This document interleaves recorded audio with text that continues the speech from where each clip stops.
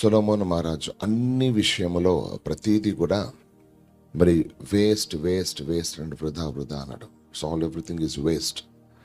కానీ మందిరం విషయం వచ్చినప్పుడు మాత్రం ఎంత ఖచ్చితంగా అంటాడు కదా, మందిరానికి వెళ్ళేటప్పుడు మీరు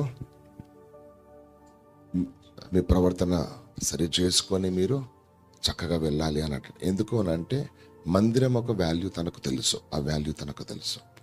ఎందుకంటే దేవునికి ప్రతిష్ఠించినప్పుడు దేవుడు ఎలా దాన్ని యాక్సెప్ట్ చేసినాడు, దేవుని సన్నిధి ఎలా దిగి వచ్చింది, దాంతోపాటు ప్రజలందరూ కూడా దేవుని సన్నిధి ఎలా అనుభవించగలిగినారు అనేది తనకు తెలుసు, ఆ వాల్యూ తెలుసు. అందుకొరకు మందిరం విషయము మందిరంలో రావడం అనేది అది తప్ప అన్నిటినీ వృధా అన్నాడు, అన్నిటినీ వేస్ట్ అన్నాడు.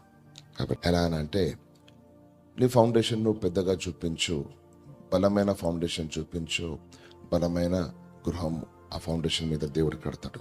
లేదా లోతైన ఫౌండేషన్ నువ్వు చూపించు, ఎత్తైన భవనం కట్టినట్టుగా. So our foundation represents what we can handle, మనం ఏది హ్యాండిల్ చేయగలుగుతాం అనేది. నేను అన్నా కదా, grace is equally for everyone, God's love is equally for everyone. నేను అంటే కదా, అందరినీ దేవుడు సమానంగా ప్రేమిస్తాడు. ఒక భయంకరమైన పాపిని కానీ ఒక పరిశుద్ధిని కానీ సమానంగా ప్రేమిస్తాడు దేవుడు. దేవుని ప్రేమలో ఎప్పుడు కూడా ఎక్కువ తక్కువ తక్కువ ఎక్కువ అనేది ఉండదు. He loves us equally. ప్రతి ఒక్కరిని దేవుడు సమానంగా ప్రేమిస్తాడు. కానీ ఆయన ట్రస్ట్ చేయడం మాత్రము ఎప్పుడు కూడా సమానంగా ట్రస్ట్ చేయడు. ఎందుకనంటే he want to test and then he want to trust. So ప్రతి ఏరియాలో ఒక పెద్ద ఆశీర్వాదాన్ని ఇస్తున్నా అన్నప్పుడు ఇవ్వకంటే ముందు గాడ్ టెస్ట్స్. కాబట్టి ఆ టెస్ట్ అనేది మనము చాలా దీంట్లో మనం ఉండడానికి మనం ప్రయత్నం చేద్దాం. నేను అంటున్నా కదా, ఈవెన్ ఇప్పుడు నువ్వు రెడీగా ఉన్నావు, ఇప్పుడు అబ్రహాము రెడీగా ఉన్నాడు, ఈజ్ రెడీ టు రిసీవ్ ఆ ఆశీర్వాదాన్ని.